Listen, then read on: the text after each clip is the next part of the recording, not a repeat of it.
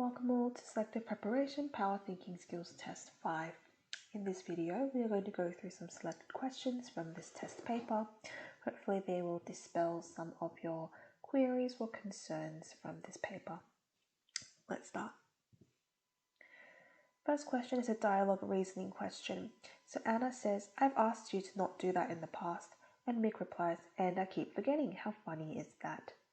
Which of the following best describes how Anna would feel? Now, Anna is being very sincere and honest by asking Mick and reminding him of something that she didn't like him doing in the past. But Mick replies in a very sarcastic manner, and I keep forgetting. So he's replying in a way where he's not really respecting the sadness that Anna might feel or the frustration that Anna might feel. And also replying in a very sarcastic manner, calling it funny. So in this case, Anna probably will feel very misunderstood. Okay, so not understood by Mick, and also she is going to be frustrated because she has asked him not to do it again. Okay, so the repetition will make her frustrated. So that's why B is the answer.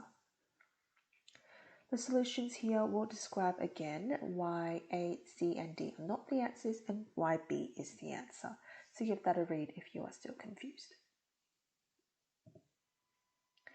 Question 2 is a working with proportions question. We have Mrs. Barnes and she has 126 tubes of paint in total.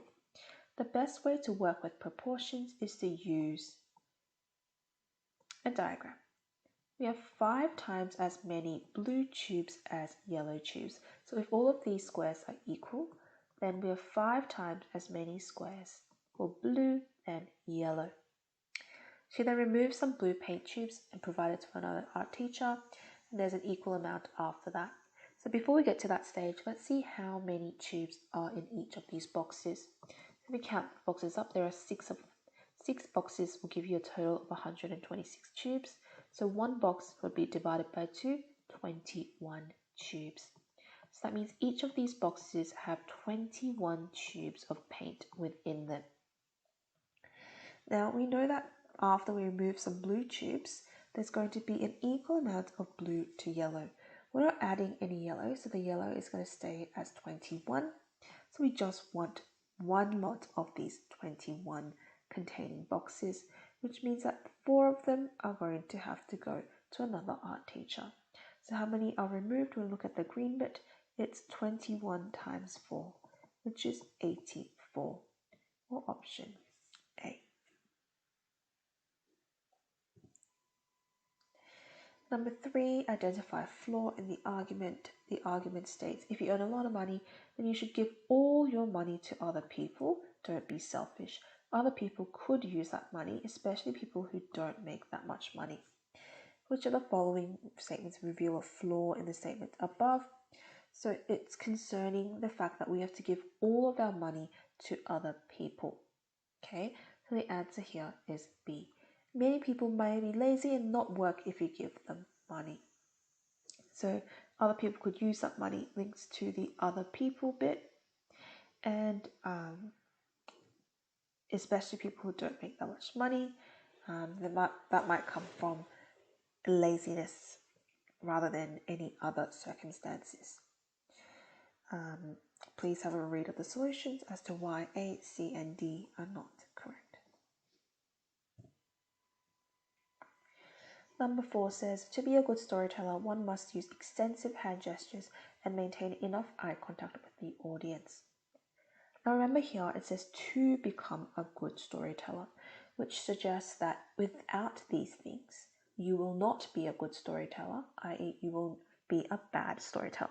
Okay, so if you don't use extensive hand gestures or you don't make enough eye contact, then you won't be a good storyteller. Okay, we can say that.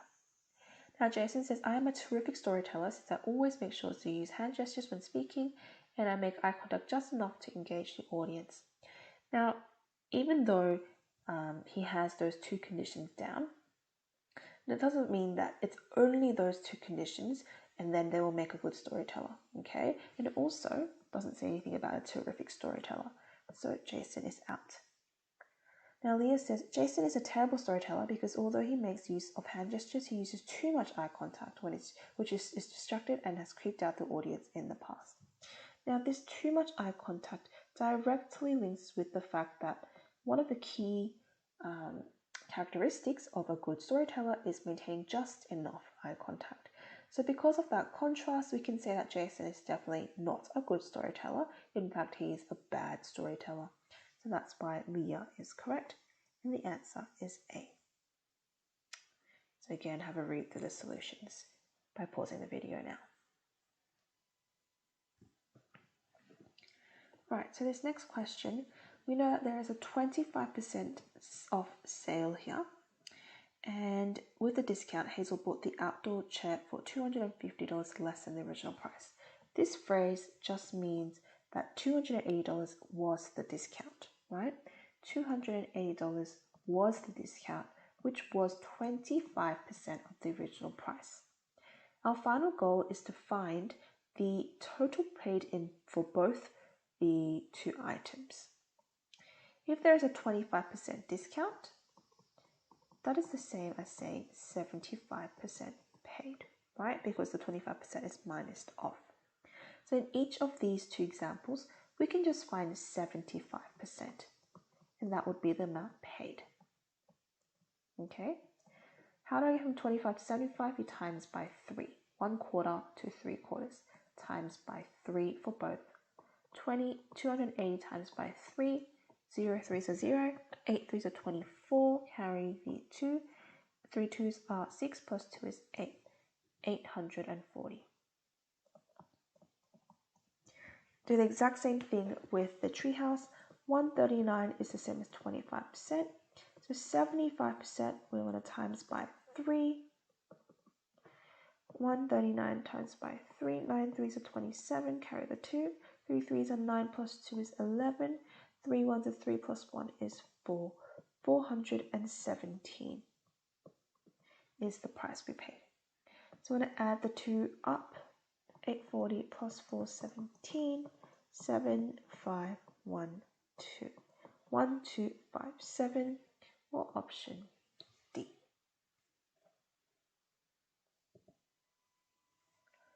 Number 6. I live in a house in a pixelated world. The floor of my bedroom has an area of 5 meters cubed. Sorry, I should say squared. 5 meters squared. And the height of my bedroom is 4 meters. So what they're saying is this bottom surface here is 5 meters squared and the height is 4 meters. So to find the volume, we're going to do the bottom area and then slinky it up by 4. 5 times 4. I might say, Miss, volume usually has 3 sides. So how come this one only has 2 numbers? Well, the 5 already is counted for this bottom when you times the length and the width. Okay, it makes up the 5. So just times the 2 numbers, you get 2 cubic meters. Now each of the blocks has 2 over 5 cubic meters volume, i.e. 0.4 cubic meter volume. How many blocks can I fit? Well, we're just going to divide by 2 over 5, okay? Remember, if the volume was 2, you would divide it by 2. If the volume was 3, you would divide it by 3, and so on. There's no difference here. Divided by 2 over 5. Now you might know that when you do division by a fraction, you flip it and you can times it. It will give you the same answer. Okay, we call that the reciprocal. From here, we can actually cross cancel top and bottom. 2 and 20. 2 goes into both, so you get 1 and 10. You cannot cancel 10 and 5, as tempting as it is. Okay, so multiply across, and you get 15 over 1, or 50 over 1, or 50 blocks, which is option C. Okay, so which best concludes the statement above? If you have a read of this stanza or paragraph, we are talking about phenotypes, okay, which is a observable characteristic that is quite commonly based on environmental condition. All giraffes have a unique spot pattern, okay. Different species and subspecies of giraffes have different styles and patterns, largely dependent on the location which are found. The main idea is the next bit here. The variance in pattern is due to the camouflage from the respective predators in varying environmental circumstances. So the predators bit suggests that we are trying to survive, okay? And they are different because they are dependent on the location. So the different predators in different locations would have to be avoided, and you can do that by camouflaging, which is a defense technique. So the best answer is C. The varying patterns for different species of giraffes help them to survive in different areas of the world. So if you look at the bits we've highlighted and circled and underlined, it is perfectly summed up by C. Okay? A, D, and B are all wrong. Have a read here as to why. Next one, instead of dividing by 6, Fred multiplies 6 and finish with the answer of 684. Something multiplied by 6 gave 684. We want to go back to that something, the box, and then divide it by 6 now, okay? But before that, we can get here. Something times 6 is 684, so it must be smaller than 684. We want to divide by 6. Goes in once, we drop, we get 2, drop the 4, 24, goes in 4 times. So you see that the number is 114. Now we're going to take it the extra step and divide it by 6. Goes in once, you get 6, you get 5. Drop the 4, 54 goes in 9 times. 0 remainder. So actually there are 19 is the answer. Okay, that would have been the answer if he divided by 6 instead of multiplying by 6. And the last question of today. So we have a bridge. The total area of the bridge is 200 meters, right? 200 meters squared. Now there are 9 planks on the bridge. Each plank has 15 meter cubed area. So these should all say squared. Okay, area of 15 square meters, and each gap has an area of 13 square meters. How many gaps are there? Well, the total thing is 200. Remember, the whole thing is 200 meters squared. And we have 15 planks, right? 9 planks. And each of the planks are 15 meters squared. So I'm going to times actually. 5 nines are 45. 9 ones are 9 plus 4 is 135 square meters. This is the total area taken by planks. So whatever is left must be the gaps. So we're going to find how much is left. We minus 135 from 200. 1, drop the 9, drop the 10. 10 minus 5 is 5. 9 minus 3 is 6. So 65 square meters must be the gap. Now we can minus it, okay? We can we can divide by 13. Why 13? Because each of the gaps are 13 square meters. So divide by 13 to find how many gaps there are, and you get 5 gaps as your answer. Option B.